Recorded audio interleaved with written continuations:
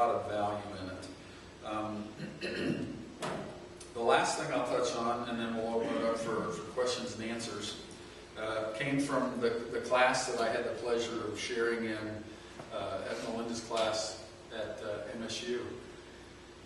And I talked a little bit about the power of a story. And one of the things that I've learned, and like I told you, for me, it's on-the-job training, it's seat-of-the-pants public relations. But I have learned the value of a story and the impact it can have on pulling your audience in. And in her class, I told a story of a man I met in Haiti, and I want to share the same story with you guys. My first trip to Haiti was back before the earthquake, and I met a guy whose name is Ernst. I don't know if that's his first name or his last name. We call him Mr. Ernst because he carries a gun. He was our security guy when we were there, and in Haiti you don't want to go wandering without security. So Mr. Ernst was always with us everywhere we went. At first I thought he was a very unhappy man because he never smiled. I finally was able, that's always a challenge to me. If I find somebody that can't smile, it's my duty to get them to smile somehow. So I worked on Mr. Ernst and we finally got a good one out of him. But at first I thought he's just as unhappy, but the truth is he's very serious. He's a very serious individual. He took his job seriously, and he was there to protect us, and he did an excellent job. So I got to know Mr. Ernst on that trip. Even though he couldn't speak English, we could make faces at each other and point at things, and he would say something in Haitian Creole and the French Creole, and I would say something in English, and we'd try to communicate. And it was really a lot of fun, actually. So I think the second trip, or no, this was before my second trip. In between the first trip and second trip, the earthquake in Haiti happened.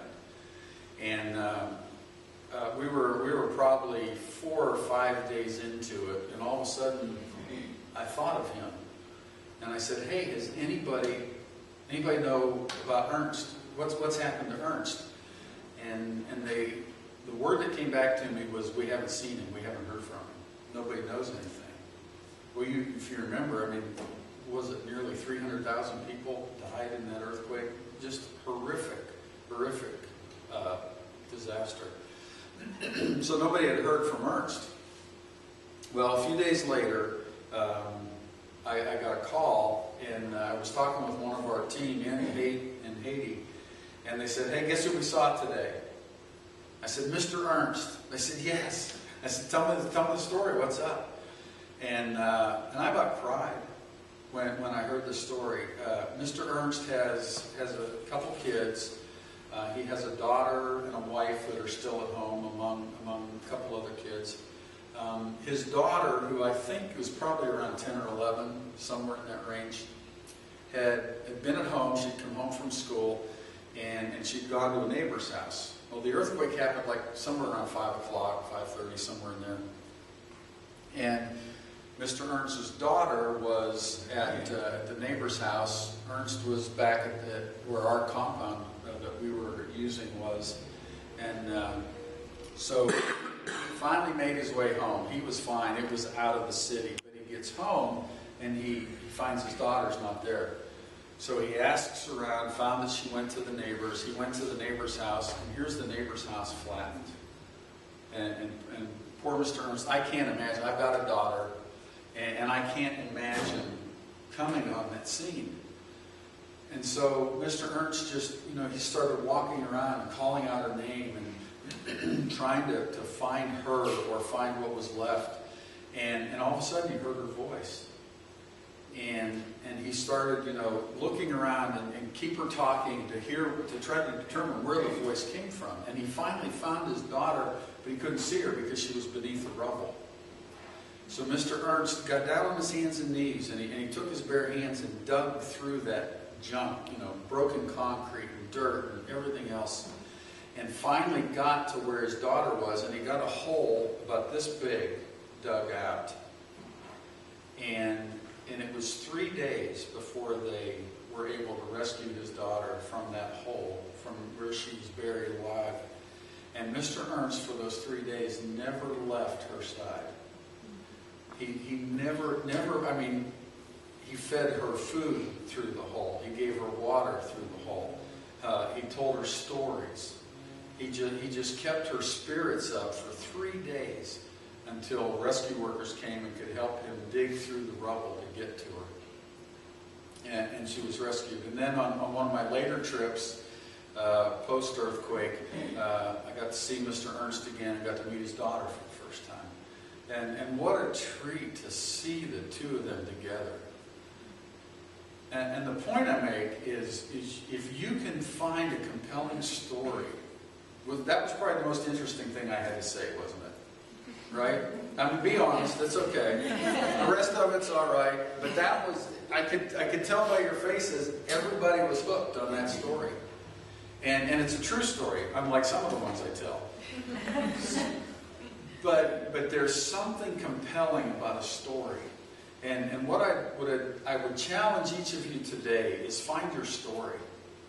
Find stories of people that interact, whether you're in a for-profit business or a non-profit, but find stories of people that interact, that your organization, your business is touched, where you've made a difference, where you have a happy customer, whatever that might be. Find that story, or several stories if you can. Because stories grab people's attention. People will listen to a story. Sometimes they don't want to hear what you have to say, but they will listen to a story. And I just challenge you with that. Find out what are the stories behind your organization. I know at Convoy sometimes it's so easy for us, and I've had to learn this along with many things, learn the hard way. But my first time talking to the media about Convoy was probably about 9 years ago, shortly after I started.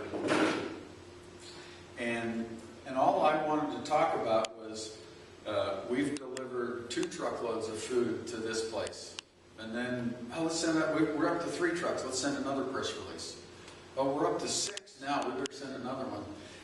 And that doesn't capture people's attention. What captures people's attention is the stories of how you're helping, the stories that are taking place as a part of, maybe it's not what you're doing, maybe it's not the food that we're delivering or the water that we're delivering, but it's the stories of the people whose lives have been touched by it.